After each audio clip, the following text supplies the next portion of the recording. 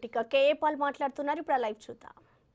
నువ్వంటే నాకు గౌరవం, నేనంటే నీకు మహా గౌరవం, ఇప్పటికీ మర్చిపోలేను. మీ నాన్నగారు చనిపోయినప్పుడు ఇంటికి రమ్మంటే వచ్చా, ప్రేయర్లు చేశా. చిరంజీవి, అల్లు అరవింద్ 10 నిమిషాల్లో వెళ్ళిపోతే నువ్వు గంట కూర్చున్నావు. తర్వాత విశాఖపట్నం ఎయిర్పోర్ట్లో 6 మినిస్టర్లు, ఎంపీలు ఉంటుండగా నేను విఐపి రూమ్కి రాగానే నువ్వు నిలబడి నీ కుర్చీ ఇచ్చావు. అలాంటిది నువ్వు ఏం మాట్లాడుతున్నావు ఈరోజు? సనాతన ధర్మం గురించి నీకేం తెలుసు? జగద్గురు స్వామి శంకరాచార్య 100 కోట్ల హైందవుల అధిపతి 20 సంవత్సరాలు నా చారిటీ సిటీకి వచ్చి నా ఆశీస్సులు తీసుకున్నారు. 5 ఆర్ఎస్ఎస్ చీఫ్ లీడర్స్లో 4 నా ఆశీస్సులు తీసుకున్నారు. 7 religious leaders, Pope John Paul మొదలుకొని government leaders, 7 Hindu, Muslim, Christians అందరూ అన్న ఆశీస్సులు తీసుకున్నారు. ఈరోజు నరేంద్ర మోదీ గారి యొక్క రైట్ హ్యాండ్ అయిన పరుషోత్తం రూపాలా గారు గుజరాతీ కోర్టుకి ఏ లెటర్ రాశారు? Doctor Paul is a peacemaker, is the uniter, is the global peace president. అలాంటి వారు మన దేశంలో పుట్టడం ఘనత. ఆయనకు నోబెల్ పీస్ ప్రైజ్ ఇవ్వాలి, భారతరత్న ఇవ్వాలని ఆయన లెటర్లు రాస్తుంటే నువ్వు ఈరోజు హిందూ, ముస్లిం, క్రిస్టియన్ మధ్య గొడవలు ఎందుకు పెడతావు? ఇదే నరేంద్ర మోదీ గారిని, ఆర్ఎస్ఎస్ని, బీజేపీని నువ్వు 2014లో మద్దతు ఇచ్చి బీఎస్పీతో, సిపిఐ, సిపిఎంతో పొత్తులు పెట్టుకొని వారిని నువ్వు తిట్టలేదా? మోదీ గారిని తిట్టలేదా? ఆర్ఎస్ఎస్ని తిట్టలేదా? నా వైఫ్ క్రిస్టియన్, నేను సెక్యులర్. అలాంటి వాడివి ఈరోజు నీ ప్రెస్ మీట్ 15 నిమిషాలు విని అలసిపోయాను, ఇంక వినకూడదని ఏం మాట్లాడుతున్నావు? తక్షణమే రాజీనామా చేయి. పవన్ కళ్యాణ్, నువ్వు ఉప ముఖ్యమంత్రిగా క్వాలిఫైడ్ కాదు. నీకు ఇచ్చిన సలహా ఎవరిస్తున్నారో బాగోలేదు. చరిత్రహీనుడు కాకూడదు. చరిత్రలో హీరోగా 200 దేశాల్లో 200 కోట్ల ప్రజలకు ఒక హీరోగా నిలబడ్డా. నువ్వే అన్నావు మీరే నా హీరో అని 2007లో ప్రెస్ మీట్ పెట్టి రాజశేఖర రెడ్డిని తిట్టావు నా పక్షంగా. I appreciate Pawan Kalyan, but don't go. ఈరోజు గాంధీ గారి పేరు ఎందుకు చెప్పుకుంటున్నావు? అంబేద్కర్ గారి పేరు ఎందుకు చెప్తున్నావు? పుచ్చలపల్లె సుందరిని ఎందుకు స్మరిస్తున్నావు? ప్రకాశం పంతులు గారిని ఎందుకు పొగుడుతున్నావు? వారందరూ చరిత్రలో శాంతి దూతలు, శాంతి కామకులు. హిందూ, ముస్లిం, క్రిస్టియన్ మధ్య గొడవలు పెట్టొద్దు, రాష్ట్రాన్ని విభజించొద్దు. అందుకనే నేను ఈరోజు ఇంకొక బిల్లు ప్రిపేర్ చేశాను. తిరుపతిని యూనియన్ టెరిటరీగా డిక్లేర్ చేయండి. తమిళనాడు ఏ విధంగా పాండుచేరికి యూనియన్ టెరిటరీకి హెడ్డో, తిరుపతిని యూనియన్ టెరిటరీగా డిక్లేర్ చేస్తే 3 లక్షల కోట్ల ఆస్తి కాపాడుతాం. ఈ హిందూ, ముస్లిం, క్రిస్టియన్ గొడవలు లేకుండా ఉంటుంది. తిరుపతి దేవస్థానంలో అపవిత్రం అంటూ జరిగింది అంటే నేను దాన్ని తీవ్రంగా ఖండిస్తున్నాను. చిన్నప్పుడే మా నాన్నగారు యేసు ప్రభుని సొంత రక్షకునిగా అంగీకరించక ముందు తిరుపతి నన్ను తీసుకెళ్ళి పాపనాశనంలో మునిగి బాప్తిసం తీసుకొని శ్రీనివాస్ అని నాకు పేరు పెట్టారు. అన్ని మతాలకి గౌరవిస్తాను, అందుకనే ప్రపంచ శాంతి దూతగా పేరు పొందాను. మరి మీరు సీక్రెట్గా స్టీల్ ప్లాంట్ ఎందుకు అమ్మేస్తున్నారు?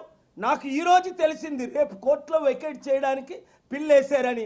8 లక్షల కోట్లు స్టీల్ ప్లాంట్ని కాపాడుతానని చంద్రబాబు నాయుడు గారు, మోదీ గారు, పవన్ కళ్యాణ్ మాట ఇచ్చారు కదా. ఇప్పుడు దాని గురించి ఎందుకు మాట్లాడరు? 30,000 మంది అమ్మాయిల్ని ఎత్తుకెళ్ళిపోయారు, వాళ్ళు దొరకలేదు. మా గవర్నమెంట్ అధికారంలో వస్తే నేను ఫైట్ చేస్తానని పవన్ కళ్యాణ్ ఈరోజు ఆ విషయం ఎందుకు మాట్లాడట్లేదు? ముందు ఆ 30,000 అమ్మాయిలు ఎక్కడున్నారో వాళ్ళ కొరకు దీక్ష చేయి, లేదా నోరు మూసుకొని మౌనవ్రతం పాటించు. ఎవరు ఏది స్క్రిప్ట్ ఇస్తే అది చదవద్దు తమ్ముడు.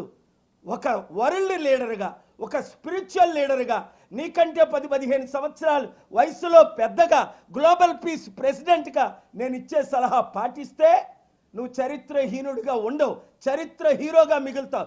లేదా ఉప ముఖ్యమంత్రికి రాజీనామా చేసి నిన్న కాక మొన్న ఏమన్నావు దీక్ష అన్నావు, నిన్నేమో యాక్టింగ్ అంటున్నావు, ఈరోజేమో ఇంకోటి అంటున్నావు. చక్కగా యాక్టింగ్ ఫీల్డ్లోకి వెళ్ళు. అంతకంటే ముఖ్యం, ప్రత్యేక హోదా గురించి నేను ఫైట్ చేస్తుంటే రండి ఢిల్లీ వెళ్దామంటే నువ్వు స్పందించవే పవన్ కళ్యాణ్? 6 కోట్లకు ఉపయోగపడిన ప్రత్యేక హోదా మీకు వద్దా? మీరు పవర్లో ఉన్నారు, తేలేకపోతున్నారు. నేను తీసుకొస్తానని మోదీ గవర్నమెంట్తో మాట్లాడుతున్నా. తిరుపతి యూనియన్ టెరిటరీగా చేయమని ఇప్పుడే పెద్ద ఆయనతో మాట్లాడాను. మోదీ గారిని కలవడానికి రమ్మన్నారు. వీలైతే వెళ్తున్నాను. అర్థం చేసుకో. శాంతిని ప్రమోట్ చేద్దాం, యుద్ధాల్ని ఆపుదాం. నేను ప్రపంచంలో అనేక యుద్ధాలు ఆపబట్టి 17 దేశాలు 18 Indian political parties including BJP, Congress, TDP, వైసీపీలు నాకు నోబెల్ పీస్ ప్రైజ్కి నామినేట్ చేశారు. యుద్ధాలు వద్దు, శాంతి కావాలి. రేపేమో స్టీల్ ప్లాంట్ని అమ్మేస్తున్నారు.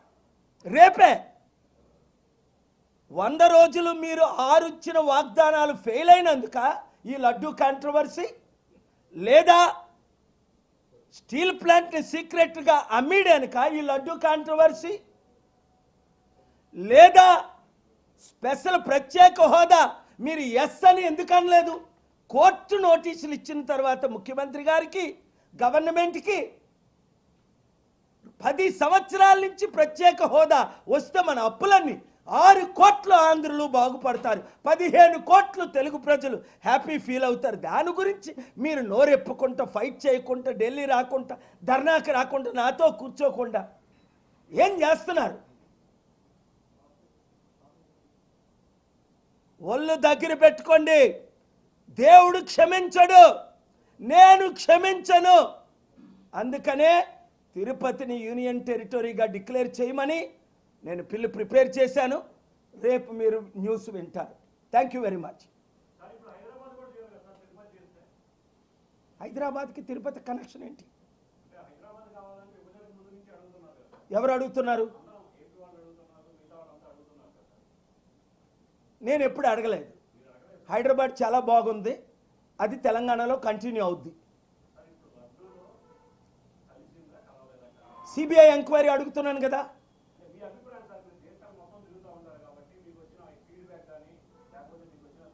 చూడు బాబు, లడ్డూలో కల్తీ కలిసింది అంటే ఎవరినైనా ప్రాసిక్యూట్ చేయాలి, ఒక హోలీ టెంపుల్ని అన్హోలీ చేస్తే. కానీ జూలై 23ని ఆ రిపోర్ట్ వచ్చినప్పుడు నేను చదివాను. టైమ్స్ ఆఫ్ ఇండియా కూడా రిపోర్ట్ చేసింది. ఇప్పుడు వరకు ఎందుకు ఊరుకున్నారు చంద్రబాబు నాయుడు గారు? దానికి ముందు జవాబు చెప్పాలి. అంటే 100 రోజులు మీరు ఫెయిల్ అయిపోయింది డిస్ట్రాక్ట్ చేయడానిక, స్టీల్ ప్లాంట్ని సీక్రెట్గా అమ్మడానిక, ప్రత్యేక హోదా కావాలని కోర్టులో ఫైల్ చేయి. కనీసం నేను ఫైట్ చేస్తున్నాను 6 కోట్ల ఆంధ్రుల తరపుని, 15 కోట్లు తెలుగు ప్రజల తరపుని. మీరు ఎందుకు కౌంటర్ ఫైల్ చేయలేదని అడుగుతున్నాను చంద్రబాబుని, పవన్ కళ్యాణ్ని. మొన్న విశాఖపట్నంలో 38 మంది ప్రాణాలు పోతే ఎన్వైర్మెంటల్ కంపెనీ నెగ్లిజెన్సీ వల్ల పవన్ కళ్యాణ్ ఎక్కడున్నాడు? వరదలు వచ్చి 10 లక్షల మంది విజయవాడ ప్రజలు మునిగిపోతుంటే పవన్ కళ్యాణ్ బయటకు వస్తే సెల్ఫీలు తీసుకోవాలట. ఎవడు అడుగుతున్నాడు నీతో సెల్ఫీలు? నాతో కోర్టుకి రా. ఇవాళ కొన్ని వందల మంది సెల్ఫీలు తీసుకున్నారు. నాతో జడ్జిలు సెల్ఫీలు తీసుకుంటున్నారు, లాయర్లు సెల్ఫీలు తీసుకుంటున్నారు, ప్రెసిడెంట్లు సెల్ఫీలు తీసుకుంటున్నారు. అందుకని బయటికి వెళ్ళమా?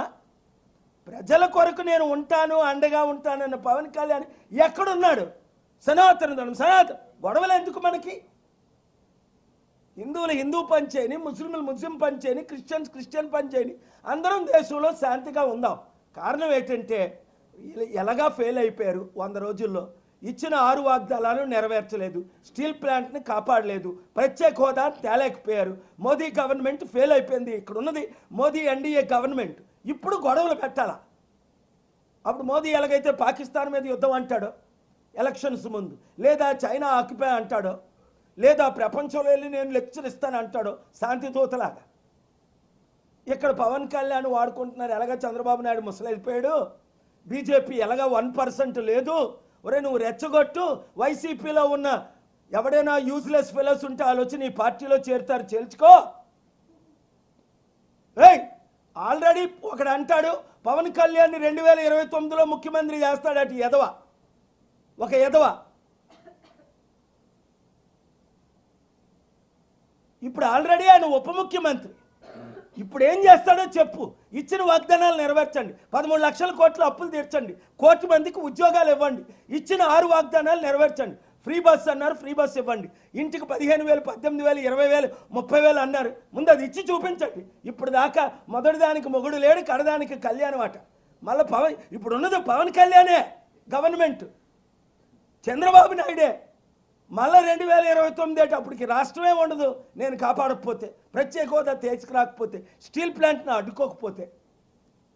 Be careful, mind your language. Dear Pawan Kalyan, I love you as a little brother. I blessed you. I laid hands and prayed for you at your home. But don't speak whatever you want to speak. Little English that you know. Please mind your language. Understand what you are speaking. Close your eyes for 11 days.